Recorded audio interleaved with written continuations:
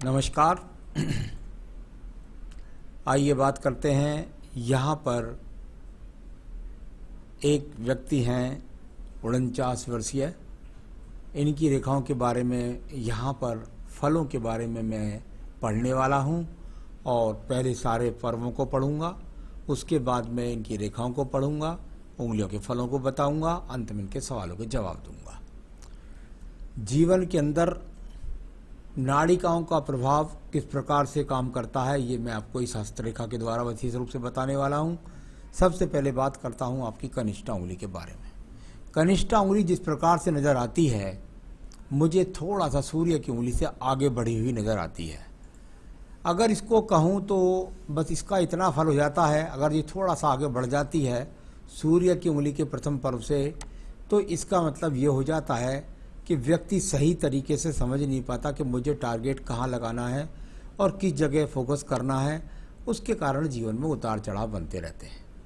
अगर पर्व की बात करूं तो नाड़िका रेखाओं में, जिसको शंख चक्र बोल देते हैं, उस तरह की नाड़िका रेखाओं में शुरू में शंख बनता नजर आता है। कोई ग्रहण शक्ति की कमी नहीं, कोई यारदाश्त की कमी नहीं, मानसिक स्थिति पूरी तरीके से मजबूत है। अगर मैं बात करता हूं आपके सेकंड पर्व की, उस पर भी कोई माइनस रेखा नहीं है। देखिए, मैं बहुत ध्यान से बताने वाला हूं कि नाड़िका रेखाओं का आपकी उंगलियों पर ज़्यादा प्रभाव है अपेक्षाकृत और व्यक्तियों की अपेक्षा। अगर आप देखेंगे तो ये जो नाली नाली सी बहती हैं या जिनसे शंख चक्र ऊपर उंगलियों पर बनते हैं, इनको नाड़िका रेखा बोलते हैं। और नाड़िका रेखाओं पर अगर मैं देखता हूं तो ये प्रभाव ज़्यादा है, यानी कि ये आपको व्यवहार के अंदर कुल मिलाकर के टेंशन्स देना वाली रेखाओं के रूप में जाना जाता है। इन्हीं नाड़िका रेखाओं का अगर मैं प्रभाव देखता हूं तो नीचे के अर्थ पर भी है, यानी धन के पर है। धन पर आने से पहले नाड़िका रेखाओं का ज़्यादा प्रभाव व्यक्ति के जीवन के अंदर उसको धन से संबंधित संघर्ष करा देता है। आइए बात करते हैं इसके बाद में आपकी उंगली की, सूर्य की। सूर्य की उंगली जीवन के अंदर यश के लिए, मान सम्मान के लिए जानी जाती है। प्रथम पर्व पर देखते हैं तो कुल मिलाकर वहाँ पर अच्छा चिन्ह है, कोई चक्र जैसा अनुभूति लगती है देखने में, तो ग्रहण शक्ति यहाँ भी अच्छी है। एक बात मैं आपको और बता देता हूँ जिससे आपका मन का डर खत्म हो जाए। व्यक्ति जिस भी स्थिति में है उस स्थिति से निश्चित रूप से प्रगति करेगा। जीवन के अंत समय पर बहुत अच्छी सुख सुविधा होंगी। इसका कारण बृहस्पति की उंगली से ये सूर्य की उंगली बड़ी है, यहाँ इसका संकेत अच्छा है। तो आपके जीवन में आप स्टेप बाय स्टेप अपनी स्थितियों को मजबूत पाएंगे। आप डरने की कोई आवश्यकता नहीं है। सेकंड पर्वत पर यहाँ पर सूर्य पर्व पर नाड़िका रेखाओं का प्रभाव है, यानी वही नाड़िका रेखा यहाँ पर राहु रेखाओं का काम करती हैं और आपके जीवन के अंतर्गत संघर्ष बढ़ाती हैं। आपके कार्य क्षेत्र के अंदर या कार्य क्षेत्र में मन नहीं लगने देती ये नाड़िका रेखाएं। थर्ड पर्व पर याद बात करता हूँ, कुल मिलाकर अच्छे परिवार से हैं, कुल मिलाकर सुसंस्कृत परिवार से हैं और उसका लाभ आप नहीं ले पा रहे हैं। बात करते हैं इसके बाद में आपकी शनि की उंगली के बारे में। शनि की उंगली और प्रथम उंगली पर शंख का निशान और सेकंड उंगली पर अगर देखता हूँ तो ये तो अच्छा, कोई रोग का संकेत यहाँ पर नहीं है, ये अच्छी बात है। दूसरी पर उंगली पर देखता हूँ तो ये यहाँ पर फिर नाड़िका रेखाओं का प्रभाव आपकी यहाँ पर्वों पर दिखलाई दिया, यानी कि यहाँ नाड़िका रेखाओं ने ही आपके धन की संघर्ष बना रखा है, आपको कर्ज की स्थितियों का सामना करा रखा है, आपके जीवन के अंदर धन का संघर्ष को बढ़ा रखा है। इनका प्रभाव जीवन के अंतर्गत मैं समझता हूँ अधिकतर 50 वर्ष तक देखने में आता है। अगर यहाँ थर्ड पर्व की बात करता हूँ, धन के नित्य आगमन दिखलाने वाली रेखाएं दिखती हैं। अब बात करता हूँ यहाँ पर मैं आपके उंगली की, और वो है आपकी बृहस्पति की उंगली। बृहस्पति की उंगली, इस पर भी किसी प्रकार से अच्छा कोई अशुभ चिन्ह नहीं। सबसे बड़ी है चारों के चारों पर्वतों पर ग्रहण शक्ति अच्छी है। यहाँ पर सेकंड पर्वत पर रेखाएं माइनस रूप में भी हैं, यानी कि राहु रेखाओं, यानी कि यहाँ पर अगर मैं देखता हूँ नाड़िका रेखाओं के साथ साथ और कुछ रेखाएं काटने वाली हैं। कारण सिर्फ और सिर्फ ये है कि आपकी अपनी मानसिक स्थिति, आपकी अपने खर्चे की स्थिति के कारण आपकी पत्नी के साथ भी तू तू मैं मैं के संबंध होते रहते हैं। थर्ड पर्वत पर संतान के लिए जैसा संसाधन चाहते हैं वैसा नहीं है। इसमें एक काला तिल है, इसका फल भी मैं साथ के साथ आपको बोल देता हूँ। जब जब बृहस्पति के थर्ड पर्वत पर काला तिल बन जाए तो इसे जरूर किसी अंगूठी के द्वारा ढक लेना चाहिए, क्योंकि ये बृहस्पति का पर्व अपने आप में जब काला तिल दिखलाता है, व्यक्ति के अंदर अपने बच्चों के प्रति उनके संसाधनों की पूर्ति ना हो पाना, अच्छे धन का ना हो पाना, साथ ही साथ धन का आना और धन का जाना लगातार लगा रहता है। और यहाँ ये छिद्र भी है तो ये धन को नहीं रोक पाता। किसी भी कारण से व्यक्ति के पास में खर्च के, इन्वेस्टमेंट के ज़्यादा स्रोत बने रहते हैं। बुध का पर्वत देखिएगा, एक अच्छी रेखा बुध पर्वत पर मिली, यानी स्थायी रेखा आपके पास है, कहीं ना कहीं से निरंतर रूप से स्थायी धन का आगमन आपको है। इस प्रकार की स्थायी रेखा, यहाँ पर 2 से 3-4 रेखा अगर होती तो अच्छे धन के स्रोत मजबूती के साथ होते। बाकी रेखा यहाँ पर है नहीं, तो कुल मिलाकर ये स्थायी धन रेखा है जो आपको धन निरंतर रूप से दिला रही है। अब बात करते हैं नाड़िका रेखा की। तो बुध पर्वत पर भी नाड़िका रेखाएं बहुत सारी हैं, यानी कि धन आया और धन गया। अब बात करते हैं इसके बाद में आपके सूर्य के पर्व के बारे में।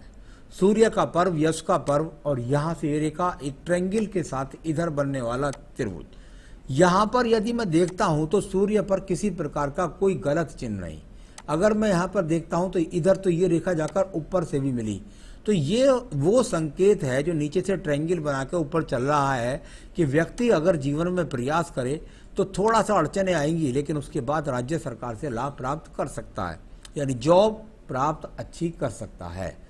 अब बात करते हैं इसके बाद में आपके पर्व की, और वो है शनि का पर्व। यहाँ के बाद मैं दूसरे पर्व को देखना चाहूँगा। यहाँ तो अस्त जैसी स्थिति है, और इसके बाद यहाँ पर देखिएगा दोनों ही जगह समान रेखाएं हैं, यानी कुल मिलाकर पर्व सफ़ेद, पर्व पर किसी प्रकार की रेखा नहीं, और साथ ही साथ भाग्य पर्व अभी कहीं साथ दे रहा नहीं। यहाँ पर ये इस प्रकार की रेखाएं धन को, क्योंकि पर्वत दबा हुआ है, आने से पहले धन खर्च हो जाता है, इस प्रकार की स्थितियों को दिखलाता है।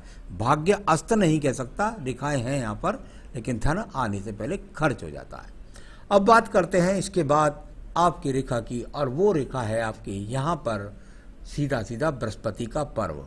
बृहस्पति का पर्व, और बृहस्पति के पर्व पर भी यदि देखता हूँ तो बहुत मजबूती के साथ कोई रेखा नहीं। परिश्रम करते हैं, काम कर लेते हैं, जीवन का चूल्हा जला लेते हैं, ऊपर काला तिल है, धन आता है, पहले खर्च हो जाता है, पत्नी के साथ साथ तू में होती रहती है। इस तरह का यहाँ बृहस्पति का पर्व कोई अभी किसी प्रकार का अच्छा मकान बनाने का योग भी नहीं दिखलाता। बना भी लेता है तो व्यक्ति कर्ज से बना जाता है और फिर ज़्यादा कष्ट उठाता है। अब बात करता हूँ यहाँ पर आपकी हृदय रेखा के बारे में। हृदय रेखा को यदि देखें तो कुल मिलाकर अच्छी हृदय रेखा, किसी प्रकार के रोग के संकेत नहीं, थोड़ी थोड़ी रेखा बीच में गिर रही है। ऐसी स्थिति के बाद भी व्यक्ति अपने परिवार के साथ में लगा रहता है और दूसरे लोगों की हेल्प भी कर देता है।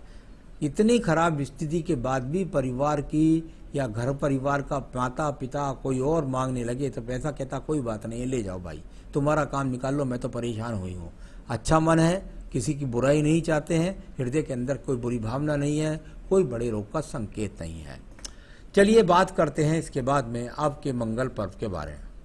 मंगल पर्व कर्म का पर्व, बृहस्पति पर्व पर काला तिल, मंगल पर्वत पर भी काला तिल, दोनों पर काला तिल, यानी कुल मिलाकर के जीवन में मकान जैसी स्थिति चीज बन भी जाए तो लग्जरियस ना बन पाए। अरे मकान में बन गया मेरा लेकिन अच्छे पल्ले नहीं चढ़ रहे, अरे मकान बन गया मेरा लेकिन उसमें अच्छा हवादार खिड़की नहीं लग पाए, अच्छे चीज जो उसमें चाहते हैं उसके लिए बहुत संघर्ष हो जाता है जब मंगल पर्वत पर काला तिल। सबसे बड़ी बात एक और है, मंगल पर्वत साहस का कारक होता है। कितनी बार डिप्रेस हो जाएगा व्यक्ति, घबरा जाएगा, लेकिन जल्दी संभल जाता है। यहाँ कुल मिलाकर इस प्रकार के संकेत को दिखलाने वाला ये मंगल पर्व आपके जीवन में ऐसी निराशावादी बातें कई बार आपके मन के अंदर आएंगी। अब बात करते हैं हम आपकी यहाँ पर एक बहुत शानदार रेखा की, और वो है आपकी बुद्धि रेखा। बुद्धि रेखा, इसकी अच्छाई क्या है ये बताता हूँ। सबसे पहली अच्छाई ये है कि इस पर कोई दीप नहीं है, कोई एक्स नहीं है। कुल मिलाकर जो सोच लिया करता हूँ, किसी की सुनता नहीं हूँ, एक बात। दूसरा, जब जब आयु रेखा और बुद्धि रेखा के बीच में गैप आ जाए, व्यक्ति की अपने पति पत्नी के बीच में थोड़ा सा तनाव हो जाता है और वो भाषा शैली का तनाव होता है। किसी प्रकार के यदि बात करें तलाक की तो वो नहीं है, सिंपल हाथ के अंदर भी ये एक्स का चिन्ह बनता है, तो इसको बोल देते हैं कि भाई पति पत्नी एक दूसरे से 36 की तरह सोए, 3 ने एक मुंह उधर कर लिया, 6 ने उधर मुंह कर लिया, लेकिन सुबह को दोनों 63 6 और 3 बन गए और आपस में ताल मिल करके जीवन को चलाना शुरू कर दिया। लेकिन विचारिक मतभेद बने रहते हैं, तो इसका प्रभाव दिखाई देता है। अब बात करते हैं आपके द्वितीय मंगल पर्वत के बारे में, जो झगड़ों के लिए, झंझटों के लिए, कोर्ट कचहरी के लिए, मुकदमों के लिए, यहाँ ऐसी कोई भी स्थिति नहीं है। चंद्र पर्वत डिप्रेशन का योग कोई नहीं। यहाँ केतु पर्वत पर किसी प्रकार की चरित्र खराबी बिल्कुल नहीं। यहाँ विदेश से जुड़ने की कोई स्थिति बिल्कुल नहीं। क्या दूर देशों से यात्रा होगी, इस तरह का भी कोई योग नहीं। तो कुल मिलाकर के मानसिक स्थिति को तो आप कब्जे में कर लेंगे, ये अच्छी बात है। अगर वो काले तिल के साथ साथ यहाँ भी कुछ रेखा चंद्र पर्वत पर खराब मिल जाती तो डिप्रेशन के डॉक्टर का सामना हो जाता। अपने आप को संभाल जाता है व्यक्ति, कैसी स्थिति है, गहरे पानी में चला जाता है, वहाँ उसको कुछ नहीं होता। व्यापारिक रेखा बिल्कुल नहीं है, बुद्धि रेखा है, थोड़ा सा रोग रेखाओं के रूप में मानी जाती है, लेकिन कोई विशेष प्रभाव इसका यहाँ रोग रेखा का भी नहीं, और साथ ही साथ यहाँ पर किसी व्यापारिक क्षेत्र से सफलता का योग भी नहीं।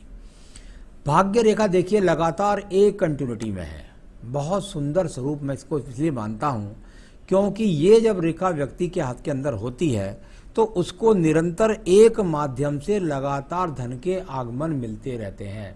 इस रेखा की लंबाई देखता हूँ तो लगभग जाकर के ऐसा आपके जीवन में कम से कम 70 वर्ष तक तो ये गति अभी प्राप्त है, यानी एक ही माध्यम से जिसमें आप हैं उससे धन के आगमन आपको बने रहेंगे। चलिए बात करते हैं शुक्र पर्वत के बारे में। शुक्र पर्व संसाधनों का पर्व, संसाधनों के पर्व पे अगर देखता हूं तो छोटा सा यहाँ पर एक्स का चिन्ह, यानी कि धन आने से पहले खर्च का, संतान के प्रति चिंता या थोड़ा सा लग्जरियस जीवन ना मिलना, क्योंकि खड़ी रेखाएं बहुत कम है। बात करते हैं इसके बाद में हम आपकी आयु रेखा के बारे में। आयु रेखा और अंत में जाकर हो गई दो मुखी, सबसे सुंदर रेखा मैं इसे मानता हूँ।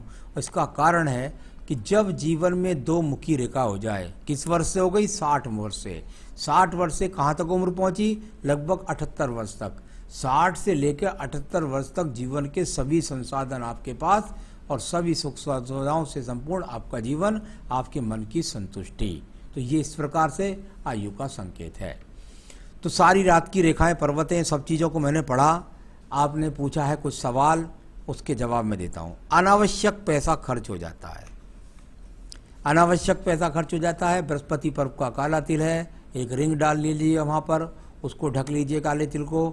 और कौन सी रिंग डालनी है यहाँ पर आपको बता देता हूँ। आपका रत्न बनता है पुखराज, पुखराज रत्न को धारण कर लीजिएगा और इस प्रकार से अंगूठी बनवाइए जिससे ये रत्न, ये अपने आप में यहाँ पर ये काला तिल आपका ढक जाए और ये छिद्र इधर का ये भी भर जाएगा। तो कुल मिलाकर पंचधातु की एक चौड़ी सी अंगूठी बनवा लीजिए और उसमें पुखराज, यदि आप चाहें तो मुझसे संपर्क कर सकते हैं, मैं आपको बनवाकर पंचधातु में भेज भी सकता हूं। तो वो यहाँ पर आप धारण कर लें, इससे आपके धन के आगमन बनेंगे, खर्च की स्थितियों पर नियंत्रण होगा, अच्छे संसाधनों की तरफ प्रगति करेंगे, पति पत्नी के अंदर वैचारिक मतभेद कम होंगे और संतान की पूर्ति होगी, संतान अपने आप तरक्की उन्नति करने लग जाएगी। जितना कमाता हूँ आधा अवश्य खर्च हो जाता है, तो ये निश्चित बात है, हो ही जाएगा, क्योंकि खर्च की स्थिति यहाँ पर दिखाई देती है। सरकारी लोन लिया हूँ, क्या आराम से लोन दे पाऊंगा? मैंने बता दिया था कि मंगल पर्वत पर जब काला तिल होता है, बृहस्पति पर होता है, तो व्यक्ति अपने संसाधन, मकान या कोई और चीज़ या किसी वजह से भी लोन ले पाए हैं तो व्यक्ति को कर्ज लेना ही पड़ता है, तब जाकर उसकी जीवन में स्थितियाँ वो बनती हैं। धीरे धीरे उतर जाएगा, चिंता की बात ना करें, दे पाएंगे आप। इस समय मेरा बहुत नुकसान हो रहा है, बिल्कुल निश्चित रूप से दिखाई देता है। मेरा साथ कोई देने वाला कोई मिल नहीं रहा है। आप अपने कर्म को मजबूत करिए, अपनी पूजा को बढ़ाइए, किसी के साथ की जरूरत नहीं है। आपको जीवन में अपने आप अपनी समस्याओं को हल कर सकते हैं। मेरे अच्छे दिन कब शुरू होंगे, मेरे अच्छे दिन कब आएंगे? अच्छे दिन का जहाँ तक स्रोत है, मैंने बताया कि लगातार कंटिन्यूटी आपके पास में धन की है, धन के आगमन है। ये बात जरूर है कि कर्ज में पैसा जा रहा है, इंस्टॉलमेंट में जा रहा है, घर के खर्चे बढ़ रहे हैं, संतान बड़ी हो रही है, बहुत सारी चीज़ें हैं। साथ ही साथ पर्वत भी अच्छे नहीं हैं, तो कुछ भोग काल है। इसके लिए पूजा पाठ में बताऊंगा, उसे कर लीजिएगा। निश्चित रूप से धन के आगमन बनेंगे, किसी दूसरे की जरूरत ही नहीं पड़ने की है और आप अपने जीवन में तरक्की को प्राप्त करेंगे। क्या करें आप? सबसे पहले संकट नाशन गणेश स्रोत का पाठ आप रोजाना करें। संकट नाशन गणेश स्रोत, इसकी पूजा आप नित्य करें। दूसरा, आप साथ में पढ़िएगा बस सिर्फ और सिर्फ एक ही स्रोत, और वो है दारिद्र्य दहन स्रोत। दारिद्र्य दहन स्रोत, ये दोनों लिंक मैं आपको भेज दूंगा। इन दोनों की पूजा अपने जीवन में जोड़ लीजिएगा, आपकी सारी समस्याएं हल होनी शुरू हो जाएंगी। नमस्कार।